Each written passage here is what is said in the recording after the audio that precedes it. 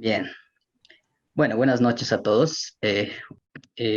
Bueno, vamos a iniciar con este webinar sobre geoquímica aplicada a la exploración minera. Vamos a tratar de conversar un poco, algo de teoría y algunas consideraciones prácticas que podemos tener cuando trabajamos con datos geoquímicos en la exploración minera, ¿no?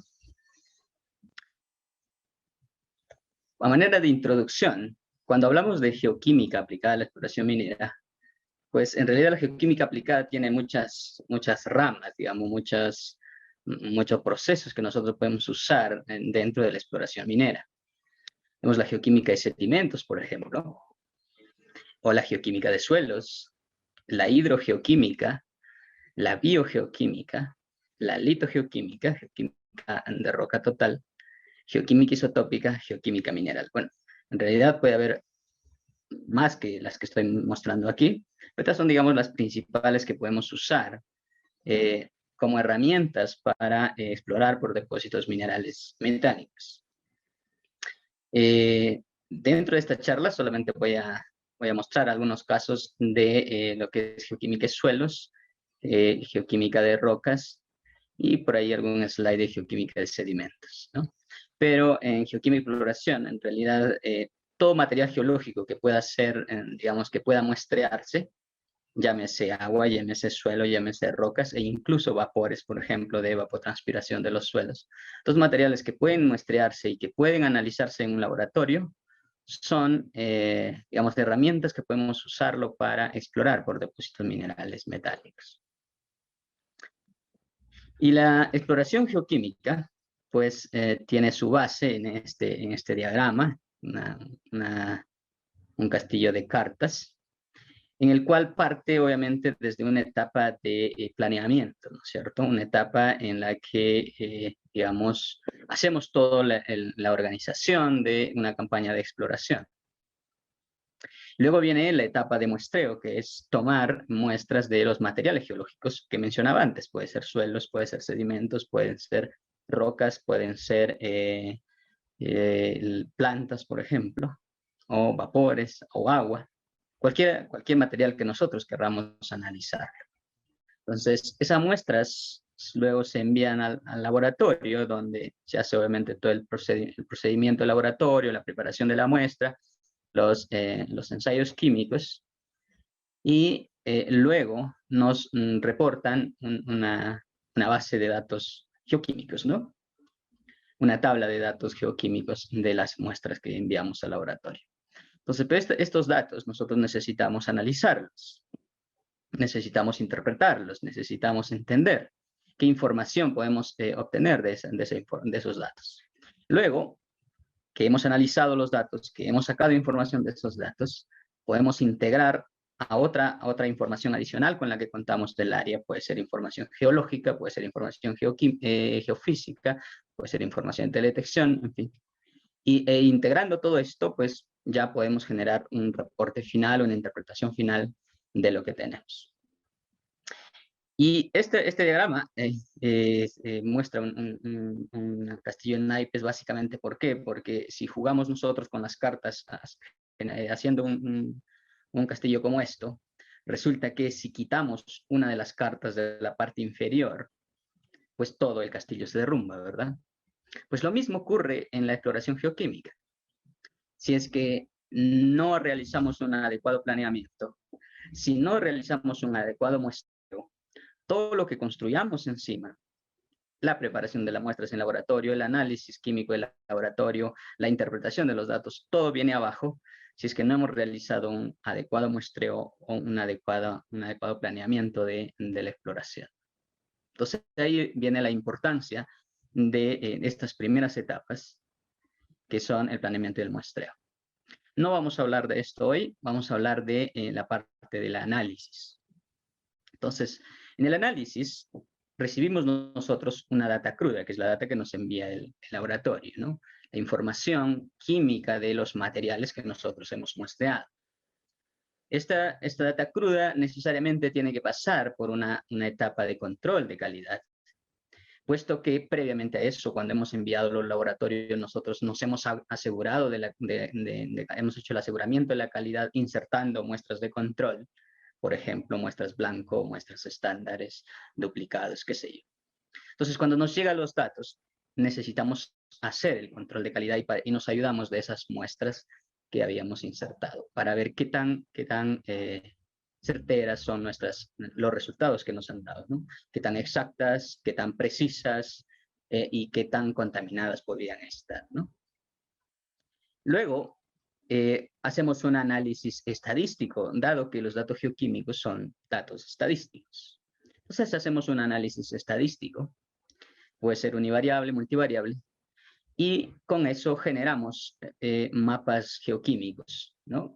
Un mapeo geoquímico, representación cartográfica del espacio de los parámetros geoquímicos que nosotros obtenemos a partir del análisis estadístico, ya sea parámetros geoquímicos o asociaciones geoquímicas, que luego nosotros podemos representarlo en el espacio, en un mapa, a lo que llamamos como el mapeo geoquímico. Con esa información, sumado a información adicional que decía que puede ser información geofísica, que puede ser información de la geología mismo, que puede ser información de teledetección o cualquier otra información adicional que nosotros podamos agregar, pues con eso generaremos ya la interpretación final. La interpretación y el reporte final. Ahora, hay que tener en cuenta que tanto en exploración y en nuestras propias vidas, digamos, en nuestra vida cotidiana, siempre tomamos decisiones. Tomamos decisiones basados en algo, ¿no es cierto? Basados en datos, en este caso. En exploración geoquímica es lo mismo. En exploración geoquímica estamos tomando decisiones constantemente y esas decisiones están basadas en datos. Pero la pregunta sería, ¿qué son los datos? ¿Qué es un dato? Entonces podemos tomar esta definición, que lo tomé del libro de Taylor y Sion, el libro de técnicas estadísticas para análisis de datos, en el cual definen a los datos como información en bruto, que puede ser tanto cualitativa como cuantitativa. Entonces, si los datos son información bruta, significa que deberían ser tratados, que deberían ser, digamos, no es una información que ya, una vez obtenida, ya podemos tomar decisiones sobre ella, ¿no? Sino que tiene que pasar por un análisis de procesamiento, por una etapa de procesamiento, por un análisis, ¿correcto? Por eso es que son datos crudos, porque están, digamos, dispuestos a que nosotros podamos tratarlos o que nosotros podamos analizarlos, ¿no? De tal manera que a partir de los datos, nosotros podemos obtener conocimiento, nosotros podemos obtener información, pero eso pasa por un proceso jerárquico, ¿no? Que acá lo estamos representando en forma lineal. A partir de los datos crudos, entonces nosotros realizamos el análisis de esos datos, de esa información. Y a partir de ese análisis, nosotros obtenemos información de los datos. Con esa información obtenida, podemos generar modelos y pues esos modelos pueden convertirse luego en conocimiento que permitirán tomar decisiones. Entonces, una decisión objetiva requiere datos no sesgados. Eso en teoría es, digamos, correcto. Sin embargo, en la realidad no es tanto así, porque si vemos este proceso desde los datos hasta obtener conocimiento, pasa por dos etapas en las cuales incluye o en la cual las personas manipulamos los datos, que es la parte de análisis. Nosotros estamos manipulando y obteniendo información a partir de esos datos, y luego la creación del modelo. En estas dos etapas somos nosotros los que intervenimos. Y siempre entonces, en nuestra intervención va a generar sesgos, ya sea sesgos, digamos, conscientes, que nosotros lo hacemos adrede, a propósito, o simplemente sesgos que lo hacemos inconscientemente, basado en la experiencia que pueda tener la persona que analiza los datos, basado en el conocimiento previo que tiene la persona del área donde está trabajando, en fin. De tal manera que al final, entonces, casi siempre el conocimiento que obtenemos a partir del análisis y modelamiento de los datos, pues casi siempre está sesgado. Pero hay que tratar de que sea lo menos sesgada posible, ¿no? De tal manera que obtengamos una información que sea verídica, una información que sea más o menos contrastable con la realidad y generemos modelos que sean contrastables con la realidad y de tal manera que el conocimiento que hemos obtenido de esos datos sea lo más real posible, ¿no? Si nos preguntaran qué son los datos geoquímicos, podríamos decir que los datos geoquímicos son mediciones de la concentración de elementos químicos en un material geológico. Noten que he subrayado aquí mediciones, dado que los datos geoquímicos son datos cuantitativos, ¿no es cierto? Se hacen en el laboratorio, obviamente siguiendo protocolos, pero son datos cuantitativos. Si son datos cuantitativos, entonces obviamente estarán dentro de los datos estadísticos cuantitativos. Además, estoy resaltando el término concentración, pues dado que eso es un dato geoquímico, es un valor de concentración de un elemento, llámese de cobre, llámese de oro, llámese cualquier elemento, dentro de un material geológico cualquiera, ya sea una roca, ya sea un suelo, ya sea el agua, ya sea vapor, en fin, o ya sea incluso, decíamos, las plantas, qué sé yo. Entonces, de cualquier material geológico, la medida, la concentración de un elemento dentro de ese material es un dato geoquímico. Y si es un dato geoquímico, entonces cuantitativo, pues nosotros lo podemos usar como datos estadísticos cuantitativos. Y por lo tanto, podemos hacer un tratamiento estadístico para obtener información de esos datos geoquímicos. Ahora, entonces, para eso, vamos a usar un flujo de trabajo que nos va a ayudar digamos, ir de manera, digamos, un poco técnica desde la data cruda hasta obtener información o obtener conocimiento a partir de esos datos, ¿no? Entonces, lo primero que podemos hacer es tomar una decisión sobre esos datos en función a tres problemas que suelen ser muy comunes en datos geoquímicos. Lo primero es que la data geoquímica siempre tiene datos censurados. Datos censurados son datos, digamos, que sabemos que existen, pero no sabemos su medida real, ¿no? Que normalmente en nuestro caso, en datos geoquímicos, son aquellos datos que están fuera de los límites de detección, ya sea por debajo del límite de detección inferior o por encima del límite de detección máximo superior, ¿no? Entonces nos llega el reporte, nos dicen menor a 5 ppb, por ejemplo, de un elemento X. Pues sabemos que hay menor de 5 ppb, pero no sabemos cuánto, ¿no? Sabemos que existe un dato ahí, pero no sabemos la medida exacta. Es un dato censurado.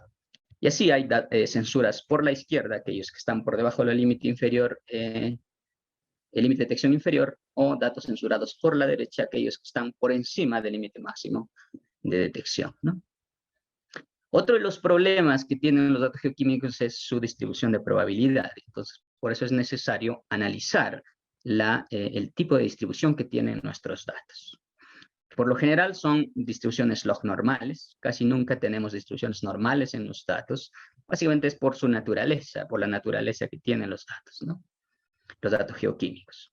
Entonces casi siempre tienen distribuciones log normales, no siempre, pero casi siempre.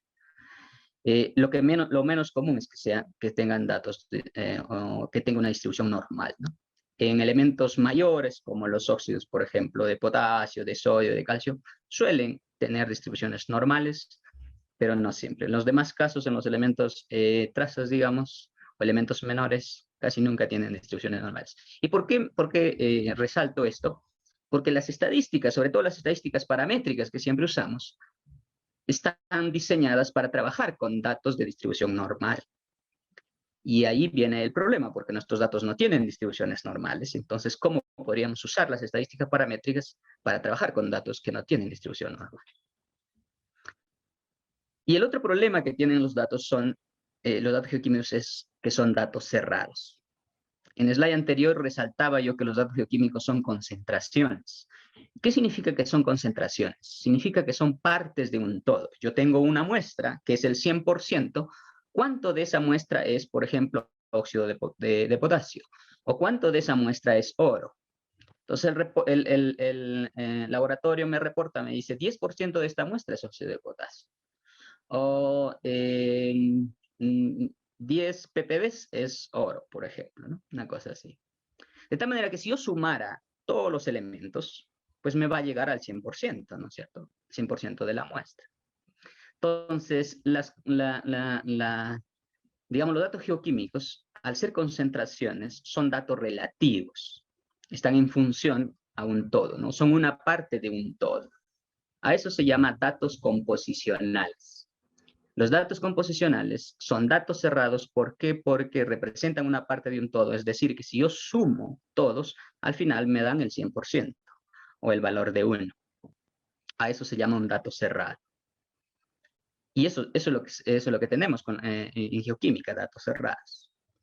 Y el problema de los datos cerrados es, al igual que en las distribuciones, las estadísticas, sobre todo las estadísticas multivariables, como por ejemplo las correlaciones, están diseñadas para trabajar con datos abiertos. Mismo Pearson sugirió que en datos composicionales, cuando trabajamos con correlaciones, se generan correlaciones espurias, correlaciones que no existen en la realidad.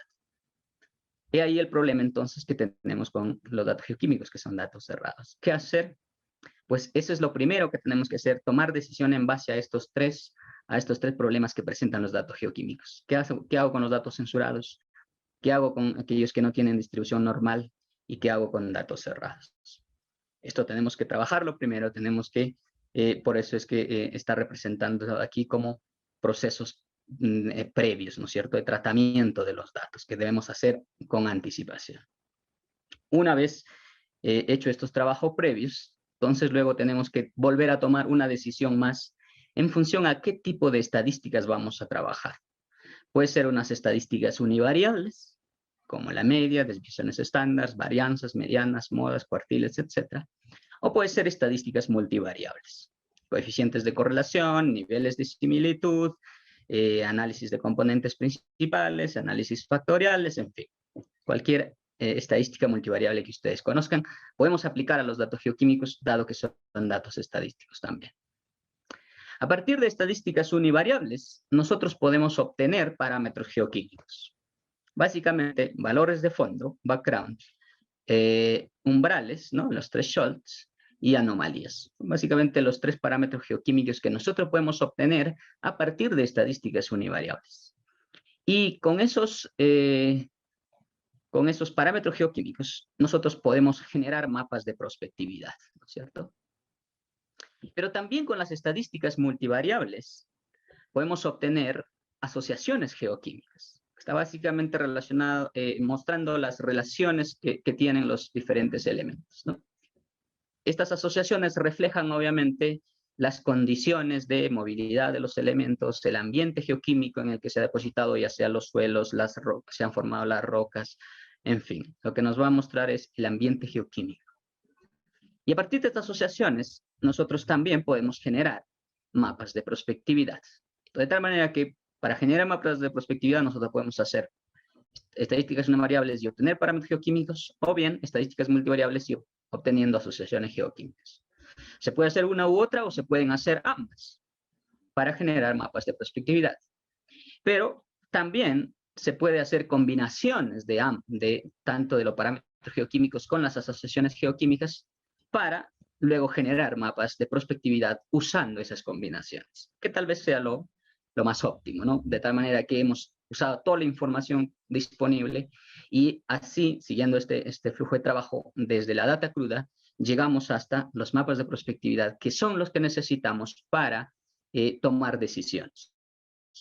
Con estas mapas de prospectividad es ya la información generada, que sumado a otra información adicional que decía, del contexto geológico, de la geofísica, de la teledetección, etcétera, etcétera, podemos obtener entonces mapas más robustos para tomar decisiones sobre cómo avanzar en las siguientes etapas de la exploración, ¿no?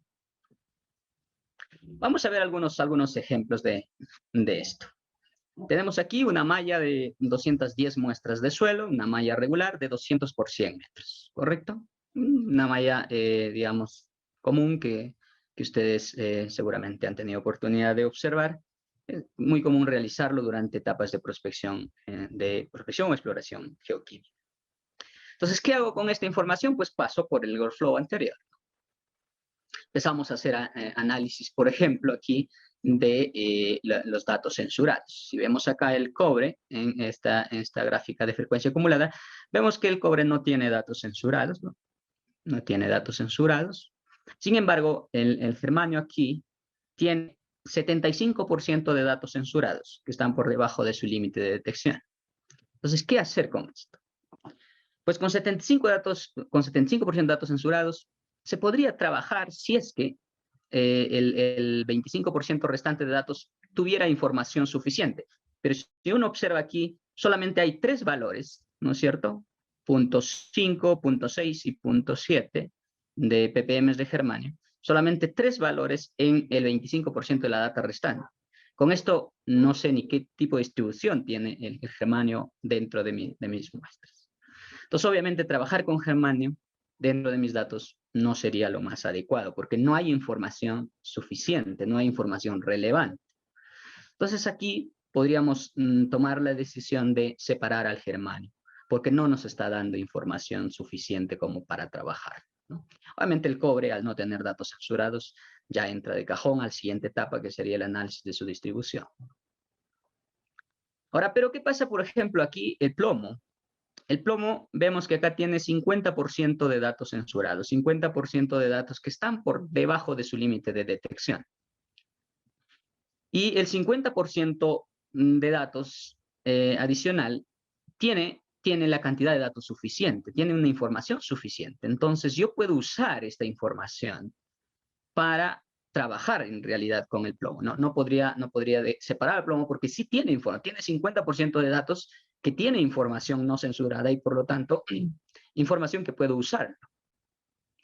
Pero ¿qué hago entonces con este 50% de datos que sí son censurados? Es la mitad de la data. ¿No es cierto? ¿Qué hago con esta información? Pues una opción, dado que yo necesito tener valores numéricos para luego hacer los análisis posteriores, una opción, que es la que comúnmente se realiza, es reemplazarlo por la mitad de su límite de detección, que no es la mejor opción. ¿Por qué? Porque al imputar un solo valor, pues más o menos se obtiene lo que estamos viendo acá, ¿no? Acá está imputado la mitad de su el límite de detección, está imputado el límite de detección, en este caso 10. Pero como vemos, pues la data superior está siguiendo una tendencia, digamos, de distribución y luego llega aquí y ¡pum!, se hace plano. Entonces, lo que estamos generando es un sesgo en la información al imputar un valor específico, ¿no? Entonces, hay otras formas de trabajar con estos datos. Por ejemplo, haciendo análisis de supervivencia o de fiabilidad, que se llama, ¿no? Que es, digamos, un análisis mucho más robusto en el cual no se necesita imputar valores para obtener las estadísticas descriptivas, haciendo uso, por ejemplo, de los estimadores de máxima verosimilitud, que son estadísticas paramétricas, pero de un análisis de supervivencia o de análisis de fiabilidad, en el cual uno puede obtener la media, la mediana, los cuartiles, sin necesidad de imputar valores. ¿Ok? Con eso yo puedo obtener las estadísticas univariables, pero sin embargo, para hacer estadística multivariable, igual yo sigo necesitando tener valores, sigo necesitando tener datos numéricos, ¿no? Entonces, para eso, lo que se puede hacer es hacer una imputación, pero haciendo una regresión de orden estadística, con lo cual se obtiene lo que estamos viendo acá a la derecha. Entonces, todo este 50% de datos han sido imputados aquí mediante una regresión de orden estadística, de tal manera que ahora sí mantengo la distribución y he obtenido valores numéricos que luego puedo usarlos entonces para mi análisis posterior. Y si observamos en el diagrama inferior, en el cual se ve la distribución, en realidad estos datos tienen una distribución Weibull, de tal manera que ya aquí, digamos, tiene esa tendencia de una distribución normal, ¿no es cierto? Entonces, aplicando una distribución Weibull aquí, vemos esta tendencia lineal que se ha mantenido perfectamente a pesar de que hemos imputado valores aquí, pero siguiendo la regresión de orden estadística. Entonces, a partir de lo que está en la izquierda, cuando se hace una imputación, digamos, una imputación con un solo valor, en este caso el límite de detección, como ven ustedes, se pierde la distribución. Venía una distribución lineal aquí y luego se hace plano, de tal manera que hemos perdido la distribución. Pero sin embargo, en la derecha se ve que se mantiene la distribución cuando se ha hecho esta imputación por una regresión de orden estadístico. Entonces, obviamente, ese tipo de imputación es mucho más eficiente que hacer la imputación directa por simplemente un valor específico, ¿no? El otro problema que decíamos que tienen los datos geoquímicos es que son datos cerrados, pero además de ser datos cerrados no tienen distribuciones normales. Entonces, ¿qué tenemos que hacer con eso? Tenemos que transformarlos. Y hay varias transformaciones que se pueden hacer. Una de ellas, la que es más común usarlo, es la transformación del CLR, una transformación de log ratio centrada, la cual te permite abrir los datos, pero no solo abrirlos, sino también normalizarlos. Como vemos acá, este es el caso de La Plata. A la izquierda está digamos, los valores en ppm no transformados, no hay distribución normal. Sin embargo, una vez que están transformados, ya tienen la tendencia de distribución normal, como se ve aquí abajo en la gráfica, ¿no? Tienen una linearidad aquí cuando analizamos la distribución normal. Entonces, esa es una buena forma de normalizar los datos y de abrir los datos, es aplicando esta transformación, la transformación del CLR, ¿no?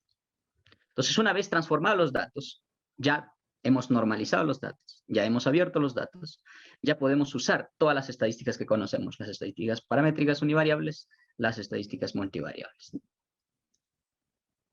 Y con ello, entonces, podemos iniciar a hacer estadísticas univariables, como este caso. Caso de La Plata, vemos a la izquierda un diagrama de boxplot de Tukey, y podemos ver digamos, los valores de plata, ¿no? Vemos que hay anomalías aquí, por encima de 0.25 ppm de plata, y si lo observamos su distribución en el espacio, uno ya puede, digamos, ver las tendencias que tienen estos valores, ¿no?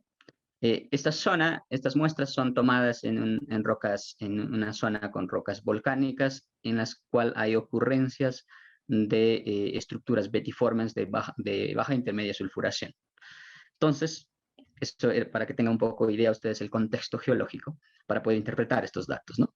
Entonces, haciendo la representación cartográfica de, en este caso, las anomalías de plata, uno puede ver aquí, correcto, patrones lineales que más o menos nos indican la tendencia de las estructuras mineralizadas, o al menos dónde está la zona que podría tener mayor ocurrencia de estructuras mineralizadas, ¿no? Otra forma, ¿no?, de representar estadísticas univariables, como ven aquí, de varios elementos: oro, cobre, plomo, plata.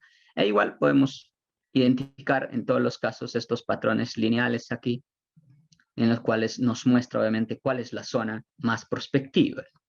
Ahora, esto no es que sea ya un mapa de prospectividad, pero es un mapa que está representándonos la distribución en el espacio en este caso, de las anomalías de oro, cobre, plomo, plata. Entonces, ya uno puede ir interpretando esta información y decir, bueno, aparentemente que la zona este aquí es la que tiene más, o es más prospectiva para oro, para plata, incluso para cobre. Mientras que para plomo vemos que la zona más prospectiva es un poco más hacia el oeste, ¿no?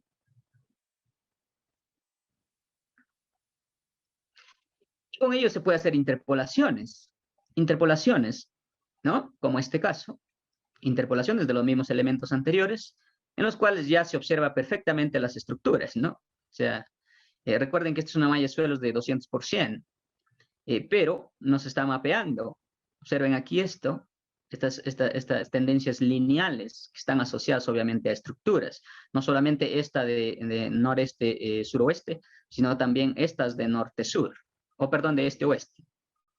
Estas tendencias aquí, este-oeste, ¿no? Entonces, ya con la geoquímica de suelos uno puede ir identificando las posibles zonas mineralizadas, pero no solamente la zona mineralizada, sino también las posibles estructuras, ¿no es cierto?, que se mapean muy bien acá, en oro, en cobre, en plata. Se observa bien la distribución aquí lineal, esta tendencia noreste y esta tendencia este-oeste. En el caso de plomo, mucho más restringido hacia el oeste y al noroeste, ¿no? Entonces, esto ya podemos considerarlo como un mapa de prospectividad, pero solamente de estadísticas univariables, de parámetros geoquímicos, no estadísticas univariables. también podemos hacer estadísticas multivariables, decíamos, ¿no? Estadísticas multivariables, como este caso, es el análisis de componentes principales. Entonces, el análisis de componentes principales nos permite, digamos, reducir la dimensionalidad de los datos. Cada elemento es una dimensión. Entonces, lo que hace el análisis de componentes principales es generar proyecciones, de tal manera que en este caso, por ejemplo, nos puede representar la asociación de los elementos en función a sus varianzas, y uno puede ver asociaciones. Vemos acá una asociación con valores, con la componente principal 2 elevado, aquí arriba, oro, plata y wolframio. Vemos acá el cobre asociado a bismuto y titanio. Vemos acá otra asociación de elementos básicamente siderófilos. E igual estas asociaciones podemos representarlos en el espacio también, como este caso aquí, ¿no? Vemos acá el PC1, ¿no es cierto? Que es valores altos, significa asociación de oro-plata. Y entonces uno puede ver dónde está concentrado esa asociación. Aquí, siguiendo esa estructura que decíamos antes, ¿no? Ese patrón lineal aquí, ese patrón lineal noreste. Pero también noten cómo aparecen por aquí otras zonas que también tienen esta misma asociación. Oro-plata, perdón. Oro-plata. Sin embargo, en la componente principal 2, en la cual tenemos más una asociación siderófila, e incluso podríamos juntar aquí la asociación de cobre-bismuto, vemos igual este patrón lineal acá, pero es un poco más puntual, ¿verdad? Siguiendo patrones lineales, noreste aquí, este-oeste acá, y noten, este patrón acá, más al sur, no aparecía en las estadísticas anteriores, ¿no? En la estadística univariable, no parecía tan notorio este patrón aquí al sur, y noten cómo aparece ahora. Entonces, algo puede haber ahí también, relacionado a esta asociación de siderófilos e incluso de cobre-bismuto, que son altos valores en el...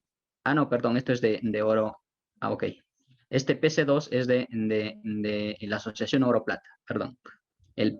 El PC1, que está aquí en el eje X, es la asociación de siderófilos y cobre-bismuto, que sería el plano aquí arriba, el PC1.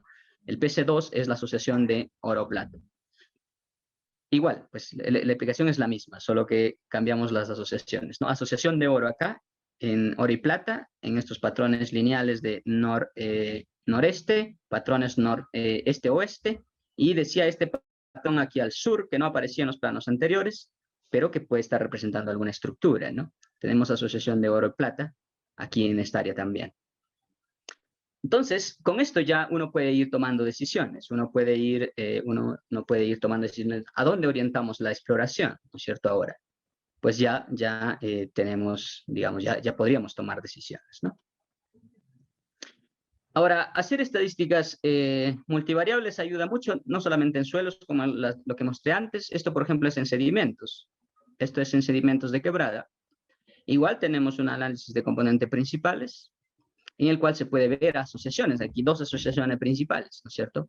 Una asociación acá de siderófilos y cobre, y una asociación acá de metales base como oro, plata, bismuto, antimonio, óxidos de calcio, wolframio.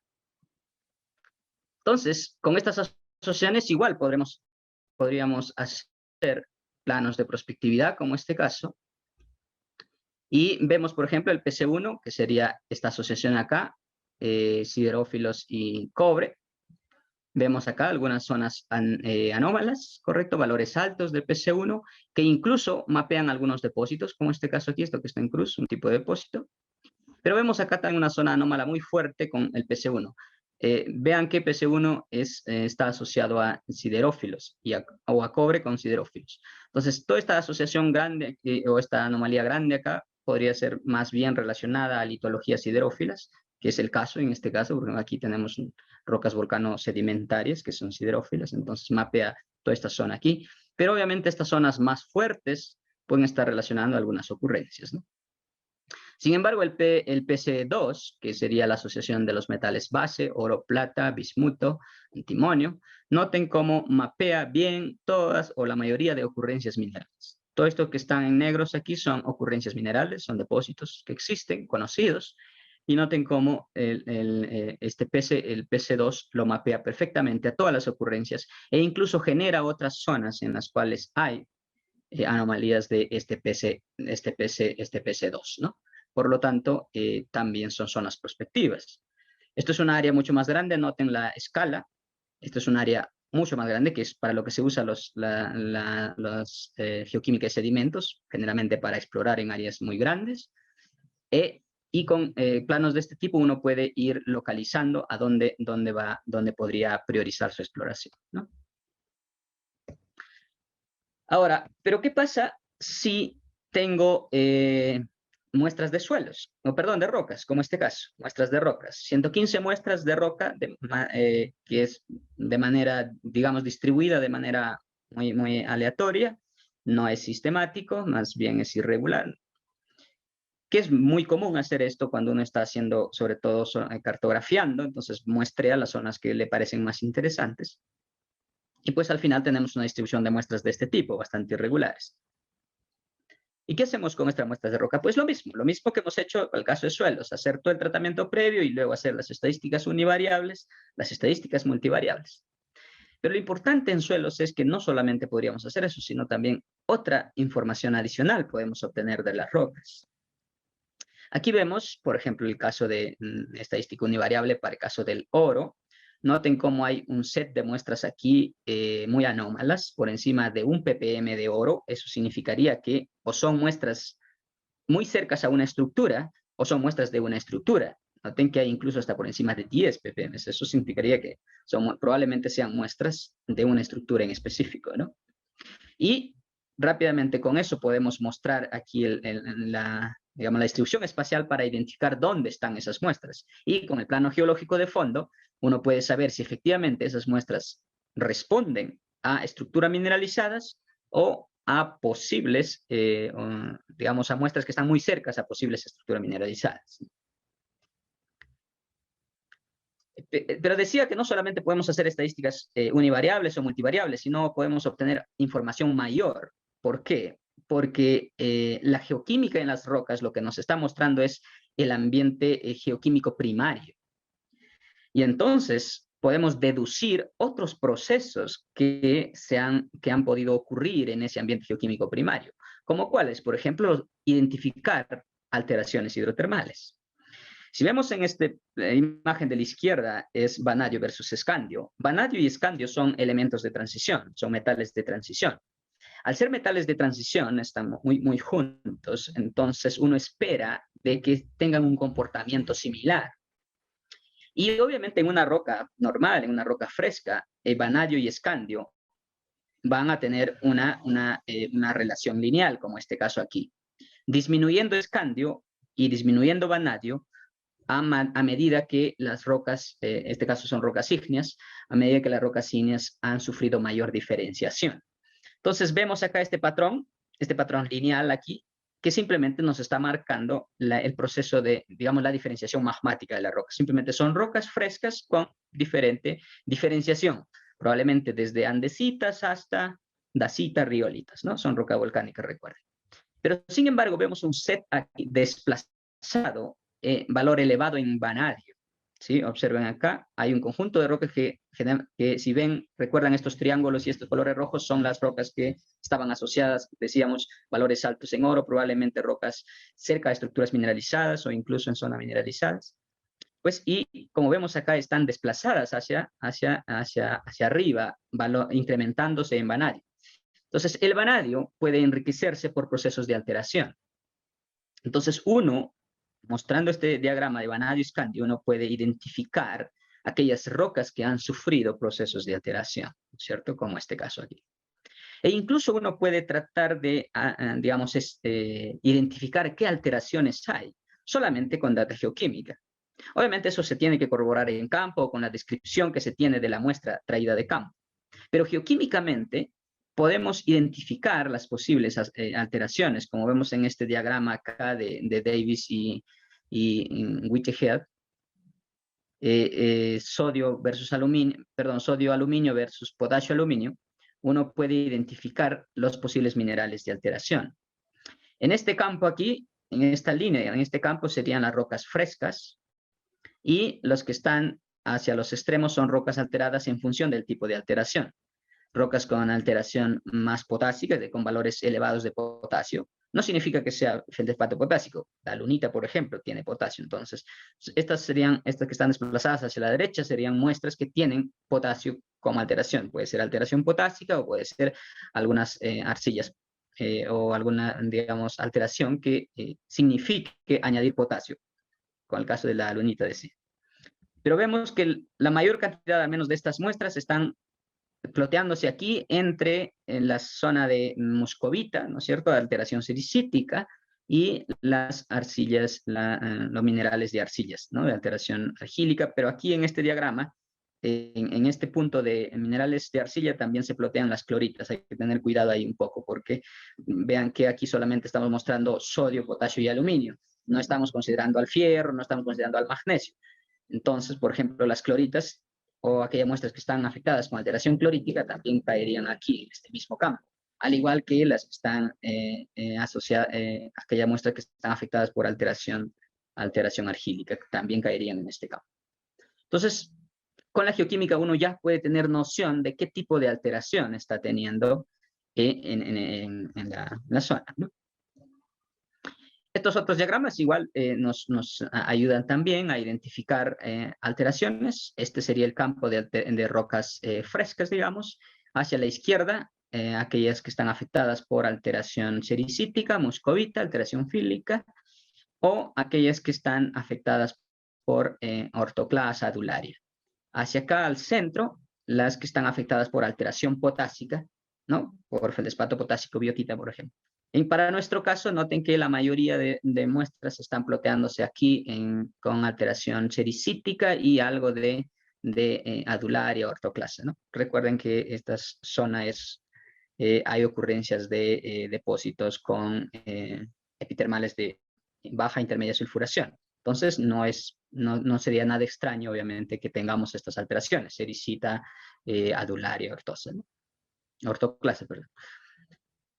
A la derecha, igual, en este campo aquí serían las las rocas, perdón, poco alteradas, y a medida que nos desplazamos, por ejemplo, hacia la derecha o hacia abajo, vemos los procesos de reacción. En este campo aquí, en este campo inferior izquierdo, rocas que han sufrido alteraciones o reacción con fluidos un poco más ácidos, como en este caso, o incluso que han tenido procesos de sulfurización, es decir, precipitación de sulfuros, por ejemplo, ya sea sulfuros como pirita, pirrotita, o en otro caso, precipitación de sulfatos, por ejemplo, como anhidrita, ¿no? Hacia acá arriba. Pero también podemos discriminar incluso el estilo de mineral que tenemos, ¿no? Por ejemplo, este diagrama para la solubilidad del oro, los ppm de oro versus arsénico, vemos el campo acá en rojo, que es oro en inclusiones, y el campo acá en azul o magenta, el oro en pirita, ¿no? Vemos que en nuestro caso los valores altos de oro, que son estos colores, estos triángulos y círculos, que son los que tienen más encima de un ppm de oro, decíamos, en las muestras, vemos que la mayoría cae en este campo de oro en pirita, e incluso hay algunas inclusiones de oro, ¿no? Entonces ya podemos tratar de entender cómo está en este caso el oro en las muestras, ¿no? Que eso se corrobora haciendo microscopía, por ejemplo, ¿no?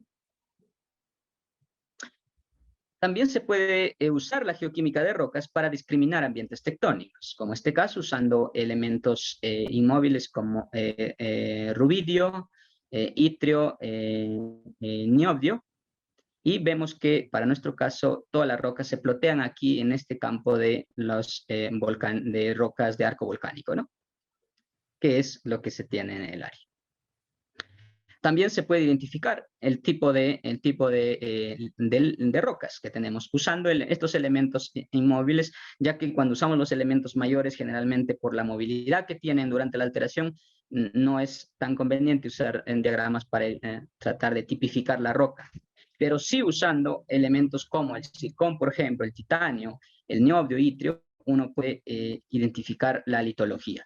En nuestro caso tenemos andesitas, andesitas basálticas, riolitas dacitas, ¿no? Que más o menos veíamos algo similar cuando vimos el diagrama de Scandio-Vanadi, ¿no?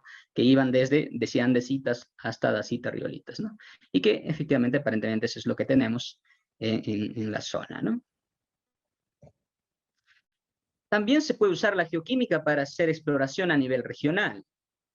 Por ejemplo, aquí tenemos una serie de rocas ígneas que es con datación, que sabemos su edad, y uno puede identificar si son rocas, digamos, favorables o de ambiente favorables para formar, por ejemplo, pórfidos, usando el ratio estroncio-itrio versus sílice. En este caso, las rocas que se ploteen dentro de este campo aquí verde, con valores altos de estroncio-itrio, son rocas que reflejan, digamos, o que son prospectivas para generar pórfidos.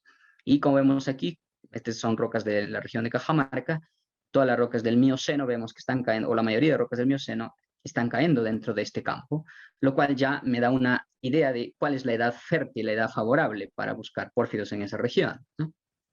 O el diagrama de la derecha, escandio, recuerden el escandio, hacia la izquierda disminuye escandio, significa que las rocas están diferenciando más, ¿no es cierto? El escandio me muestra el grado de diferenciación de las rocas.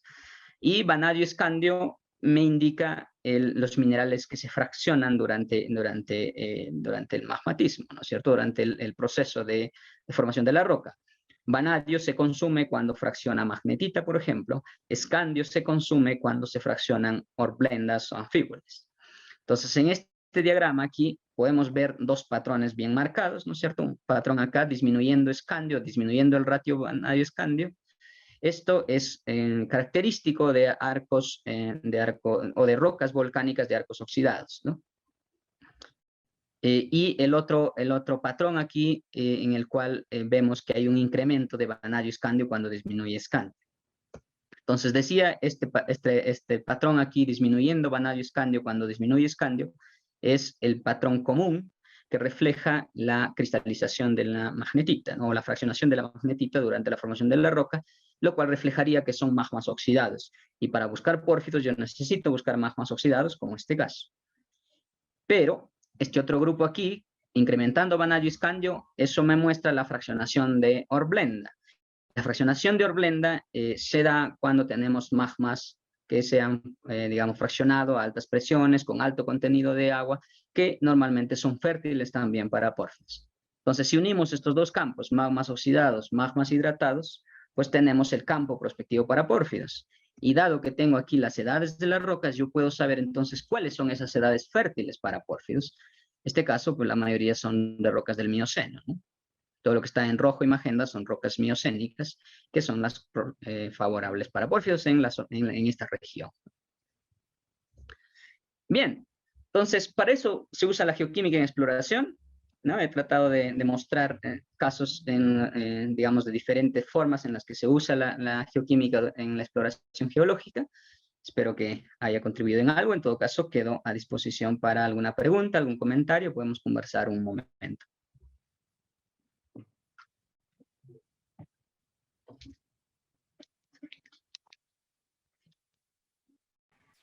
Muchas gracias, ingeniero, por su exposición. Quedó completamente claro. Tenemos algunas preguntas. Voy a leer la principal, más que nada por el tiempo.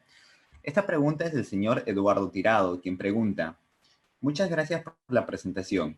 ¿En qué programa se podría hacer el tratamiento de verisimilitud para reemplazar los valores por debajo del límite de detección por valores que sigan la distribución de las curvas de frecuencia acumulada? ¿Cuál sería la metodología? Es lo que nos pregunta. La última parte no lo capté bien. A ver. La primera fue sobre la verosimilitud, ¿verdad? ¿La Exacto. segunda cuál fue?